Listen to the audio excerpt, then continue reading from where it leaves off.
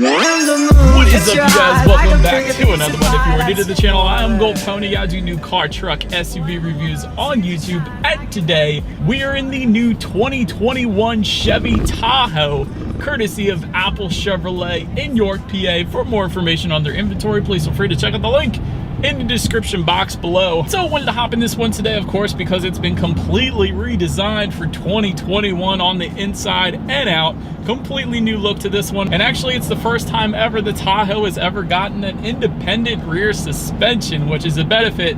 I'll go over all of that in this video along with everything else, of course. And of course it's larger and more practical. I feel like I can go on and on, but what do you say let's just go ahead and jump right into it. And as always, let's start with pricing. And so there, of course, are several different trim levels for the 2021 Tahoe, and some of them aren't actually out yet. But for the ones that are currently out, there is the LT, which actually is the one we have today, starting at $55,095. Z71 starting at $60,495. Premier starting at $63,895, and the High Country starting at $70,895. And so with all of those trim levels, with the exception of the Z71, power is going to be sent to the rear wheels.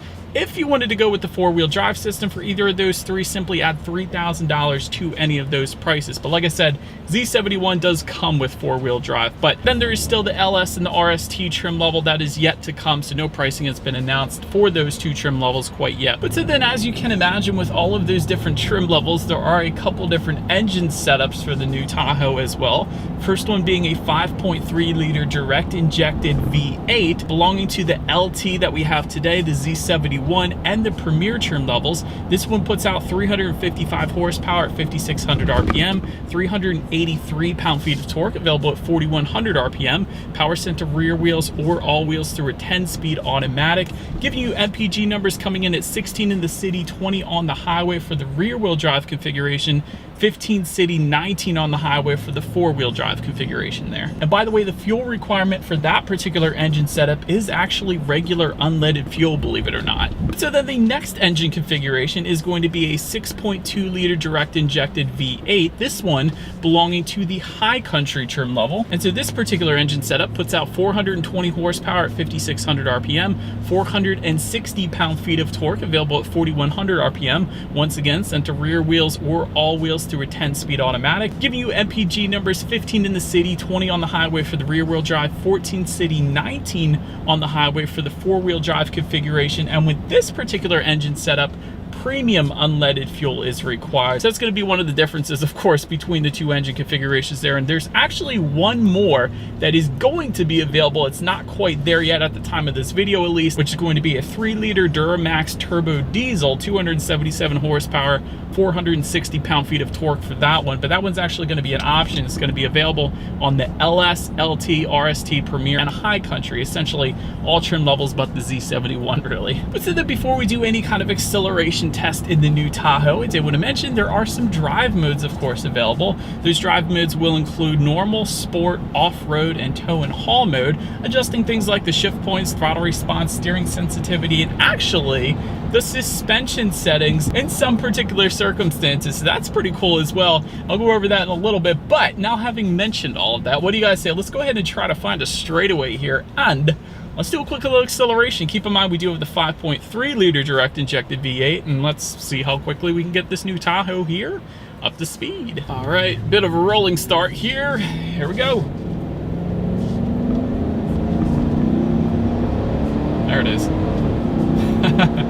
All right, bit of a slow start, but then once it kicks in, it's a pretty decent acceleration. And of course, you do have the 6.2-liter on the High Country as well, if you did want a bit more acceleration, but that's certainly not gonna have any issues merging onto the highway or anything like that. It's not the quickest thing in the world because this is a mammoth of an SUV, but still, having a V8 is definitely necessary, and it does the trick for this new Tahoe here. But so anyways, to go along with that acceleration, as always, braking is equally important, and so you will, of course, find four-wheel anti-lock disc brakes on the 2021 Tahoe. And as far as that braking feel goes, it's a little bit better maybe than the last generation. I always remember driving the Tahoe in Suburban the last generation. It had a very soft braking feel, and that definitely still exists here in the new 2021 Tahoe. Maybe it's because it's such a large SUV SUV, but it is a very soft braking feel, meaning I feel like you got to press it down a little bit more than some of the other vehicles out there in order to get this beast to stop. So did want to mention that. As far as suspension and handling goes, up front you will get an independent front suspension. In the back, and this is really the biggest change in my opinion for 2021 Tahoe,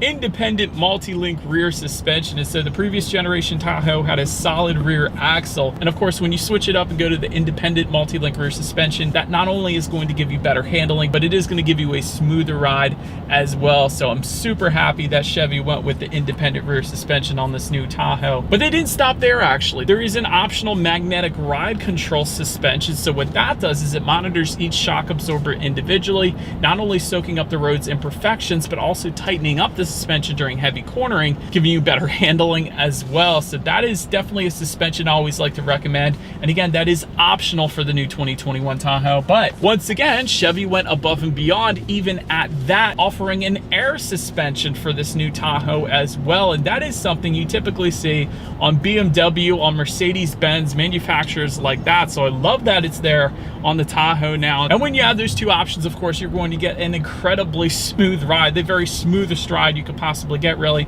And with that air suspension, it actually allows movement up to 4 inches. So that's a pretty decent amount for an air suspension as well. So then ultimately, when you put all of that together, when it comes to ride quality, I do notice a difference between this generation and the last one. I'll start by saying that it's definitely a smoother ride, and that is due in part because of the independent rear suspension. But having said that, I do have the LT trim level today, so I don't even have the magnetic ride control, and I don't have the air suspension either, and still it is a very comfortable ride. So I'll give Chevy that. It does have a very nice ride quality to it. As far as the steering feel goes, it's pretty much as expected. It's right on point. I certainly don't have any issues with the steering feel. Not the heaviest in the world, but definitely not on the loose side either. It's quite honestly just perfect for the Tahoe. As far as cabin noise goes, that's pretty darn good as well. I gotta say, it's a lot quieter than a lot of the three-row SUVs I test out. So love the cabin noise, or lack thereof, I should say.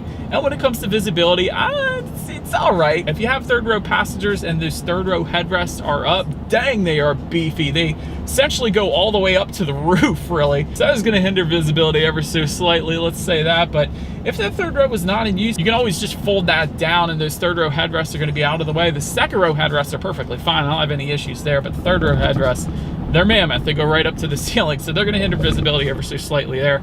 Rain sensing windshield wipers, though, come standard across the board, every single trim level, so absolutely love that. Essentially what that is when the Tahoe detects any kind of mist or rainfall, it is going to turn on those windshield wipers automatically. So it's just one less thing you got to worry about there, kind of like automatic headlights.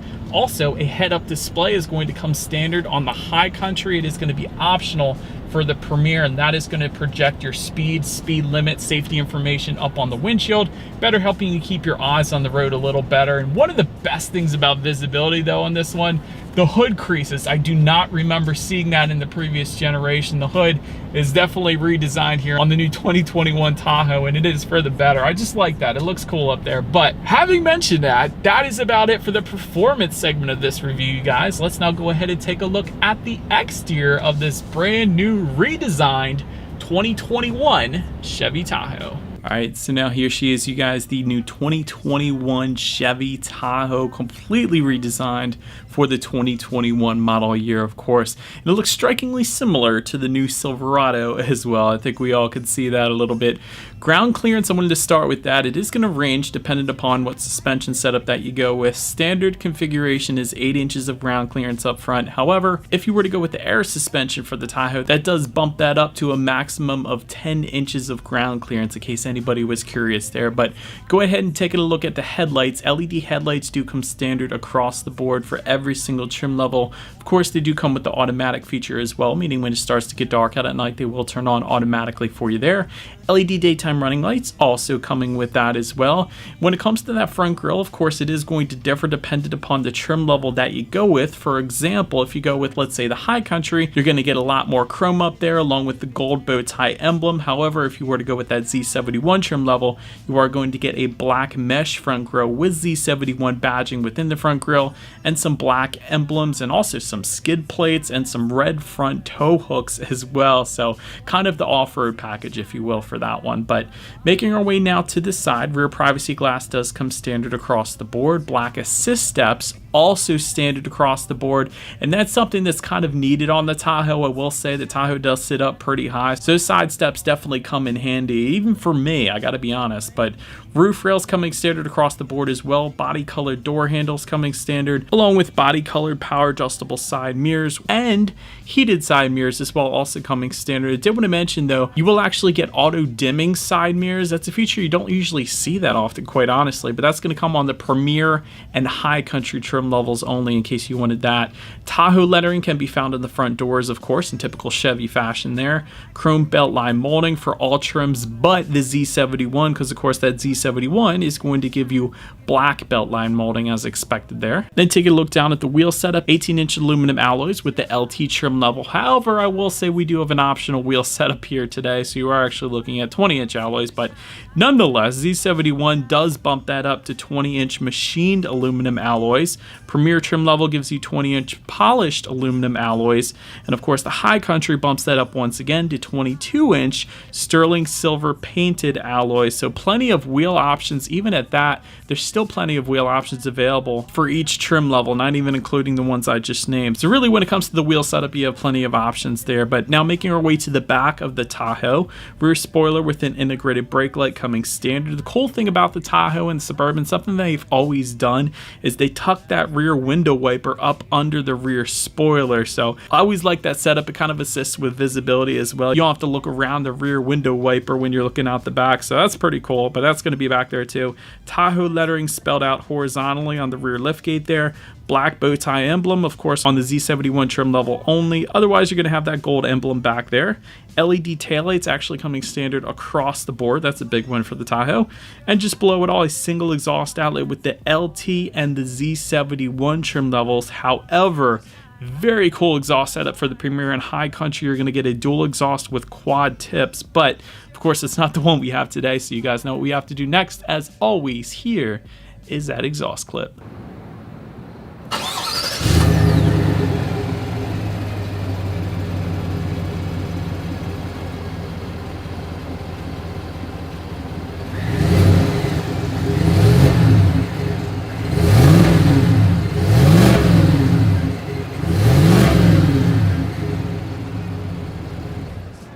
And so, but now since we are around back, when it comes to opening that rear liftgate, it is a power rear liftgate for all trim levels. You of course can open it up a few different ways. There is the button on the key fob, of course, also a button on the liftgate itself. And actually, it is a hands-free power liftgate as well for all trim levels. So even if your hands are full, that is going to open up when you get close enough there. But once opened up, cargo capacity comes in at 25.5 cubic feet behind that third row. And I will say, if that was not enough space, of course, that third row does fold down. And by the way, very easy to fold down that third row, especially on the LT trim level that we have today. We'll say that third row is power folding for the Premier and High Country, but honestly, you really don't need it. It was super simple to fold down there, but nonetheless, once folded down, cargo capacity bumps up to 72.6 cubic feet behind that second row, and with all rows folded, 122.9 cubic feet. This is substantial. Reason being is that the 2020 Tahoe only came in at 94.7 cubic feet with all rows folded, so very substantial bit more than the previous generation Tahoe. So that's very impressive, quite honestly. And really enough for you to sleep in. For reference, I'm even 6 feet tall, so even I was able to fit back there. So you could definitely actually sleep in the Tahoe. That's pretty cool. In-floor storage also coming standard across the board. It wasn't very deep, but it is still in-floor storage there for you. Tie-down anchors can also be found in that cargo area. There's also an outlet, so you can charge up your tools back there if you wanted to. There's some grocery hooks back in that cargo area as well. So really everything you could possibly want. But so then making our way up to the rear seats, rear legroom for that third row comes in at 34.9 inches. So for reference, I'm even 6 feet tall, and let me tell you guys, I could actually fit even without moving up the second row, which by the way, you can move up that second row if you did have third row passengers to make it even more. So that's pretty cool. But I did want to mention, in addition to that, rear ventilation does come standard on the roof of the Tahoe. That comes for all three rows, of course. course.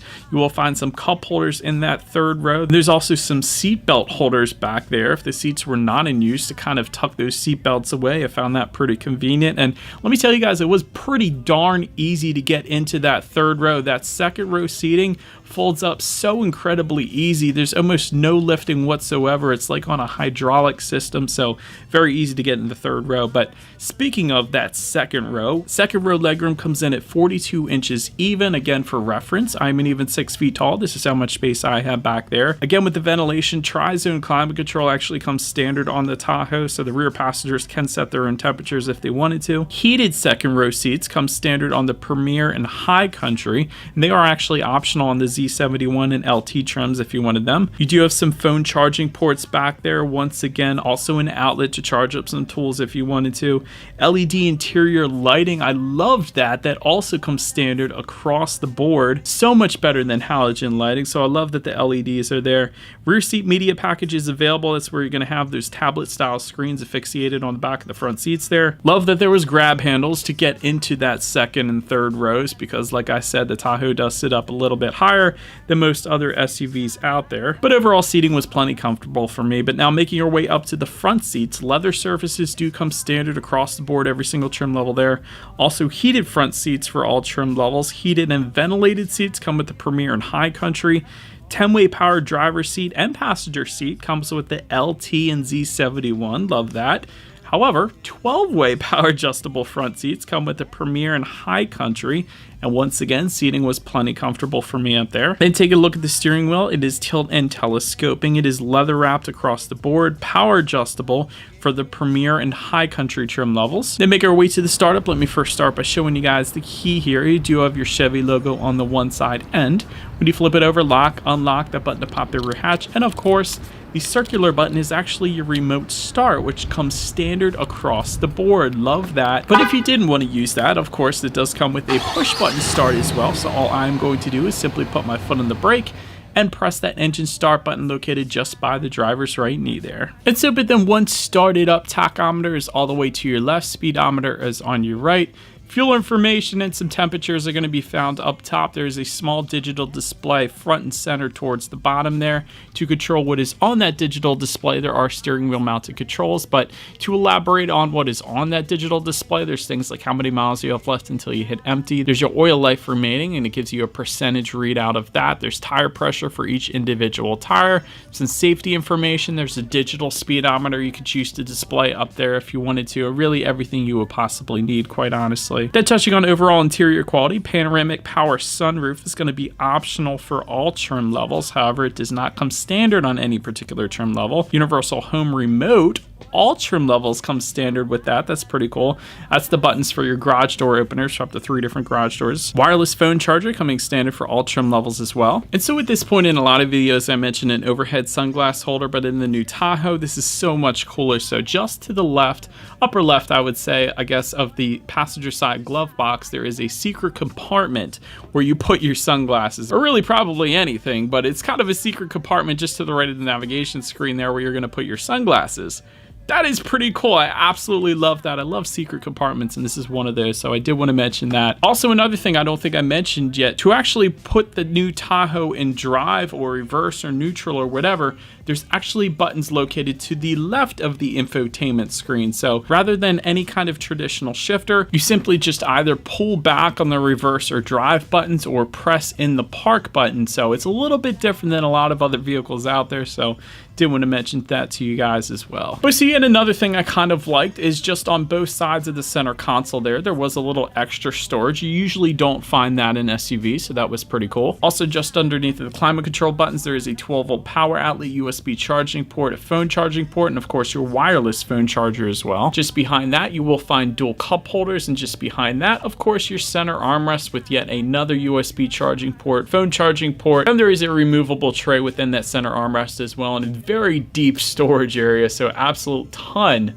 of space within that center armrest. Did want to also mention on the doors, there's 3 different compartments. Most SUVs come with an upper compartment and a lower compartment, but the Tahoe actually has a center or middle compartment as well. So that was kind of unique too. But now let's go ahead and make our way to the tech display in the new Tahoe here. 10.2-inch colored touchscreen display does come standard across the board, every single trim level. Bluetooth and audio streaming coming standard. Wireless Android Auto, Apple CarPlay also standard across the board. So as of right now, wireless Android Auto is something brand new. So a lot of vehicles are just coming out with that for the 2021 model years. Previously, of course, you had to hook your phone up via USB cable constantly to the vehicle, but I love that it's wireless now. It's pretty convenient. Factory navigation system if you wanted it, although you don't need it. Comes with the Premier and High Country trim levels.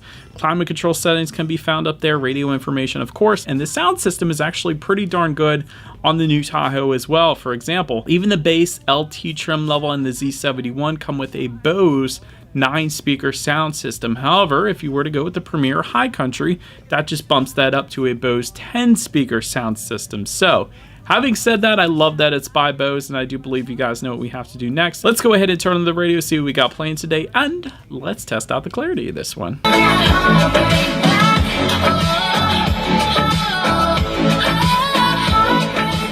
And so, but then last thing I wanted to mention to you guys on that tech display is when you do put the new Tahoe in reverse, you will find a rear view camera across the board. However, if you were to go with the High Country, you will find a surround view monitor as well, letting you know who or what is behind you, which is always going to lead us into safety. And so to start, front side curtain airbags do come standard. In the back, you're going to have latch, aka lower anchors and tethers for children for the rear car seats. Rear child door locks back there, tire pressure monitoring system, hill start assist, but also some of the advanced safety features that come standard across the board. Automatic emergency braking, following distance indicator, forward collision alert, front pedestrian braking, and rear parking sensors as well. And then if you were to go with the Premier High Country trim levels, that is also going to add lane departure alert with side blind zone alert, lane keep assist with lane departure warning, and front and rear parking sensors as well. So all in all, when it comes to my final thoughts of the 2021 Tahoe, the LT trim level that I had today actually is a pretty darn good value considering the new larger size of the Tahoe and what you're actually getting also on the Tahoe. So honestly, LT trim level is kind of, in my mind at least, where it's at. Of course, if you wanted to upgrade, there's no problems there. Of course, you can get plenty more, but really the LT trim level gives you a good bit on this one. Wireless Android Auto, Apple CarPlay also is an amazing thing. Very good road trip vehicle, again, mostly because of its size, but really 3 rows comfortably on this one, so that's pretty darn cool. As far as constructive criticism goes, because I, of course, always have some, the braking feel is, of course, a little bit too soft for me still. It has been in previous generations. That didn't, unfortunately, get changed for this one, so it is still a very soft braking feel.